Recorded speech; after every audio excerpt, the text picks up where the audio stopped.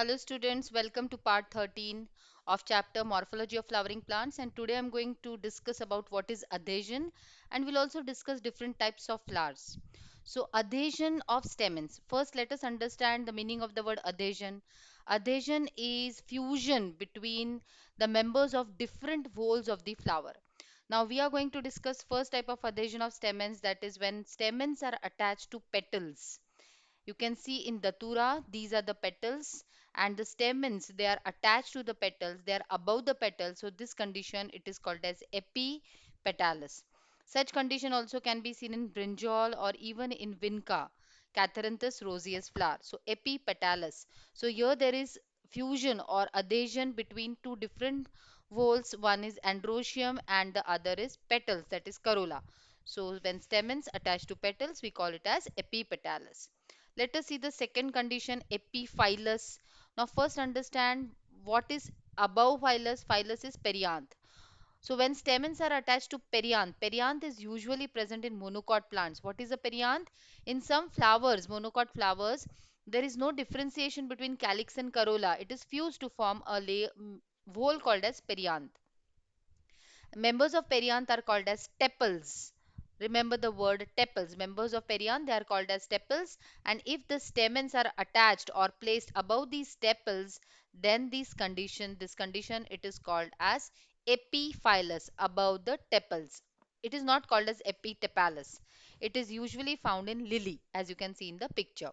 So adhesion of stamens with tepals, epiphyllous condition found in lily. Now, sometimes in some flowers, as you can see in ranunculus, beautiful flower, there are so many stamens, and all these stamens are free from each other. They are not attached to each other. Such condition is called as polyandrous condition. Beautiful flower you can see of ranunculus, polyandrous condition. Now we'll see different types of flower. What is a complete flower? A flower which has all the floral whorls. Example in hibiscus, you can see calyx, you can see in the picture sepals, that is calyx, corolla with petals, androecium showing anthers, and gynoecium showing stigma. So if all the four floral whorls, essential as well as accessory whorls are present, it is called as a complete flower. Example, hibiscus, China rose. Incomplete flower. If a flower lacks one or more floral whorls, it is called as an incomplete flower. Best example of incomplete flower is a black walnut.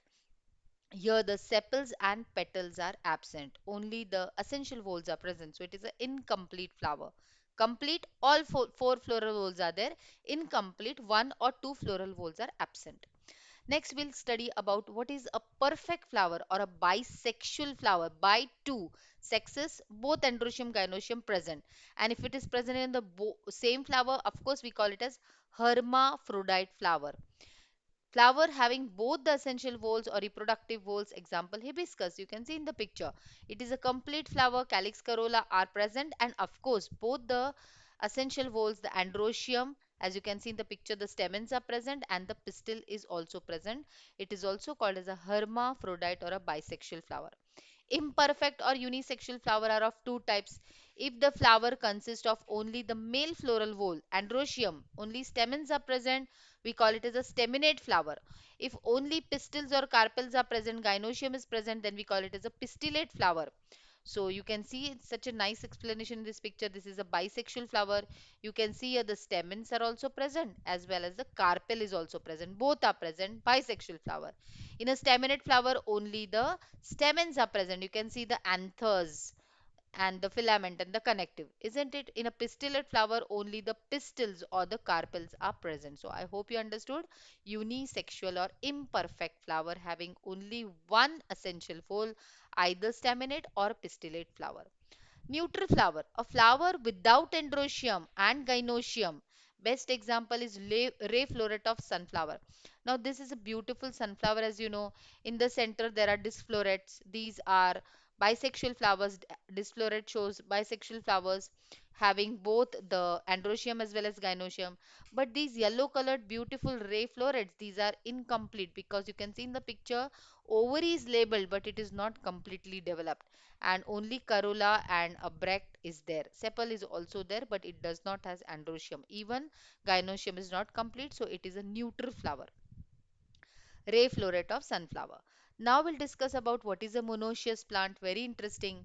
When there are two unisexual flowers, staminate and pistillate flowers, but they are present on the same plant, we call it as a monoecious, mono single plant having both types of sexual flowers, staminate and pistillate. Look at the example of maize. This region at the top, this is inflorescence, male inflorescence. It is also called as tassel, and this tassel is nothing but consisting of the staminate flower. So remember, male inflorescence is called as tassel, and tassel consists of which type of flowers? Only the staminate flowers. And here you can see ear or female inflorescence. It is also called as ear. So one plant, both type of flowers, male and female inflorescence, unisexual flowers present on the same plant, monoecious plant. Dioecious plant, I have shown the picture of cycas, but actually it is a gymnosperm. It is not an angiosperm, but it is easy to understand what is a dioecious plant when you study cycas. In angiosperms, there are examples of mulberry and date palms. Here, unisexual flowers are present, staminate and pistillate, on separate plants. So this is a male plant and this is a female plant. Such type of two separate plants, even in papaya, you can see that papaya also shows plants having unisexual flowers, either staminate or pistillate, present on two different plants, then they are called as dioecious plant. This is of course a picture of cycas showing the male cone and the female cone. Students, listen again. Cycas is not an angiosperm, it is a gymnosperm, but that also shows dioecious condition.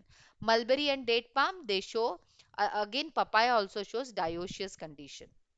Polygamy. Polygamy, when a flower, it shows all types of flowers, bisexual flowers also, unisexual flowers also, and neutral flowers also present together in the inflorescence. It is called as a polygamous flower. Example in mango. You can see in this mango here the raw mango is formed. Actually, this is nothing but the ovary, the style, and the stigma. And in this flower, you can see this is the stamen having the anther, the connective, and this is the filament. So both the floral whorls are present in this flower, so it is a bisexual flower. But there are flowers which are neutral flowers also and unisexual also present in mango. So mango shows polygamy, polygamous plant. So students, I hope you understood so many different concepts we discussed. In next video, we will discuss about what is perianth and its function. Thank you.